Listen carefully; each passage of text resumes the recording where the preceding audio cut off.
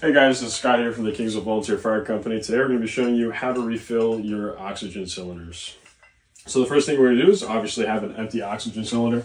We're going to connect it to the whip here. We're going to go ahead and do so by aligning these pins here and the screw to the pin set here on the oxygen tank. So you go ahead and do that. Make sure that you align it properly. And then go ahead and tighten it.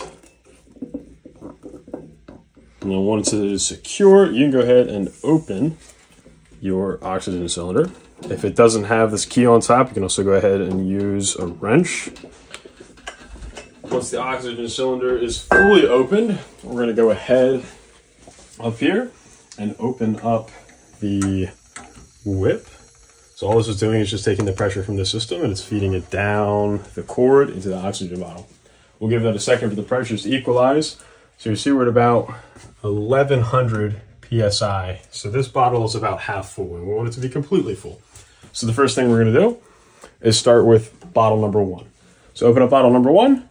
I don't get anything out of the gauge. So we want to close that immediately so that it won't backflow. We're going to move up to bottle number two now. Still nothing, so we're going to close that. And then bottle number three. And nothing out of that one. So we're going to go straight to four. So four jumps it up all the way. I'm going to leave that open. And allow for the pressures here to equalize. So this is at about 1700. We're going to want to change this bottle afterwards. And we're just going to wait for this pressure here to match the pressure at this top gauge. When those match, the oxygen bottle is completely filled up, and then we can go ahead and close cylinder number four. So one thing to note is that you always want to go in order with the bottles here. For this particular bottle, it was only half full, so we weren't able to utilize the first three cylinders because the pressure in the bottle was higher than the pressure in these cylinders, and we want to make sure that we don't equalize the pressure and prevent backflow of the contents of this cylinder into any of the main ones here. So that's why we went in order from 1, 2, 3, and then 4 was the only one that actually provided some movement in the gauge here. And it looks like the pressure is just about equalized, another couple seconds or so. When this gauge here matches this gauge, that's how you know that you're completely filled. I'm going to go ahead and close number 4. Now that all of these are tightened, we can go ahead and close the line here. So this is just keeping all of the pressure in this cylinder in the system. It's blocking it from coming down the whip here. I'm gonna go ahead and close the oxygen tank and make sure that you do this really tightly so it doesn't blow any air in your face afterwards. Okay, so that's completely tightened. Now I'm going to go ahead and just remove the whip. So a little bit of air is going to come out because there is some pressure in this line. So don't be alarmed if that happens.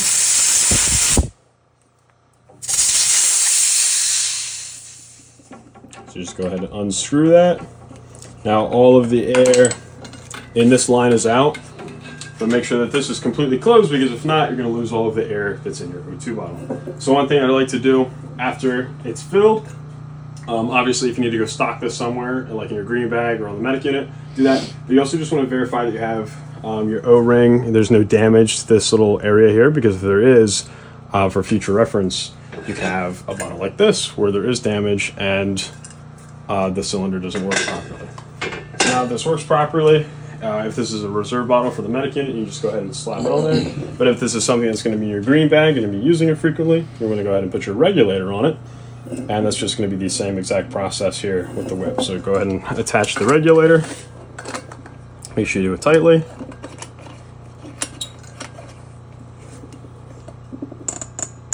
And now that that's tight, we can go ahead and open up our O2 cylinder, and you'll see it's just about full there at about 17 to 1800 PSI. So I like to close mine so that it don't leak.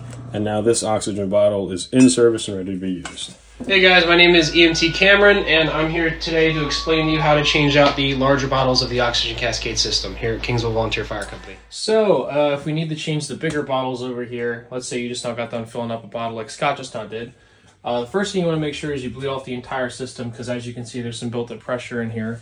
We want to make sure we get rid of that so that nothing blows up in our face. So you can bleed it off right here with the bleed off valve, which is labeled right there.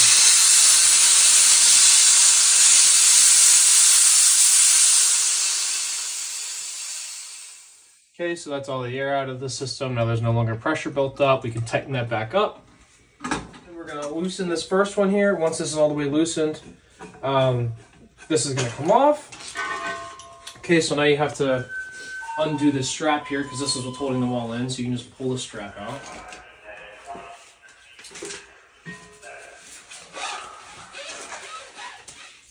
Okay. So now essentially what's gonna happen is all of these numbers are going to move down one, and then you're going to move one in down here. So to show you that, we're going to move one out of the way. One's going to go to 2.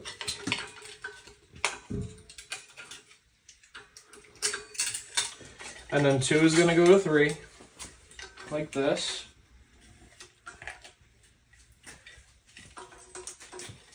And now you're left with 4. So this 1 is going to come out. I'm going to leave this up here. And these are really heavy. One thing that you can do to prevent injury and hurting yourself is you can kind of just like turn it, sort of like walk it.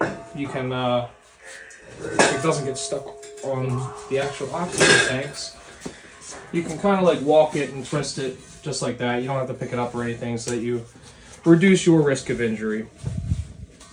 So once you get over onto here, you can unhook this.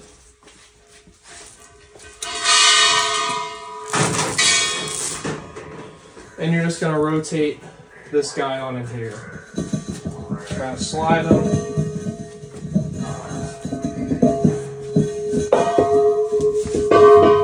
So over here, this is the new bottle that we're going to use. You can tell it's new because of these labels right here. Essentially what you want to do is whenever you're bringing the new bottle in and you're putting an old bottle here, you want to rip off these bottom two so that it indicates that it is empty now. So these can be thrown away. I'll put it in my pocket. Okay, so this guy, you can take this cap off and you just want to swap it with this one. So this is the old one that we just now changed. Notice how it says empty. And then we just put the cap back on this one. Now we bring the new one. We come over here, doing the same technique I talked about. Okay guys, so the only thing I did is I brought a new oxygen bottle, which is over here. I brought a new one and I rolled it, and I put it over here in this new spot. I'll grab the camera so I can show you guys what I did. So, first things first, I tightened this, and as much as what I could with my fingers, I grabbed the wrench and I tightened it up as much as what I could, and then I relabeled it as number 4. So this is number 4 because it's the new one, has the highest pressure, it's a brand new bottle, and so the order is still the same that I kept it in prior. It's 1 and then 2 and then 3, and then you can come over here to 4 for the new one. And of course, the way that Scott showed you, whenever you need to fill up an oxygen bottle, you're going to grab an empty one. You're going to fill it up 1 until it's full completely, and then 2 until it's full completely, 3 until it's full, and then you want to come over here to number 4 and you're going to fill it up until it's full. So now that all these guys are connected, I'm going to first make sure this is out of the way. All of them are connected. I tighten all of them with a wrench. So in order to secure them back, you just want to come over here. This part's a little bit frayed because it's old. But you basically want to feed this guy through.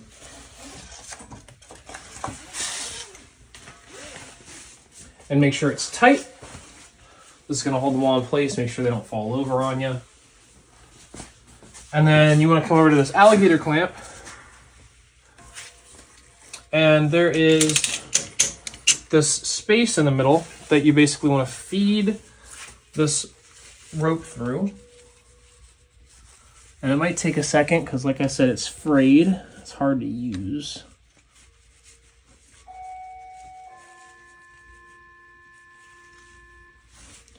Okay. So you want to make sure it's straight, there's no folds or wrinkles, and it's through the clamp. So now once that's through the clamp, you can just crank the clamp. and it will tighten everything automatically. Okay, so as you can see, it's tight. There's a lot of tension. These bottles are not moving anywhere. So that is how you change them. Thank you all for watching. I hope you enjoyed the video. If you have any questions, of course, you can ask a lieutenant or an officer, and I'm sure they'd be glad to help.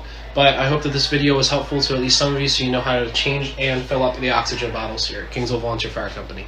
Thank you guys for tuning in.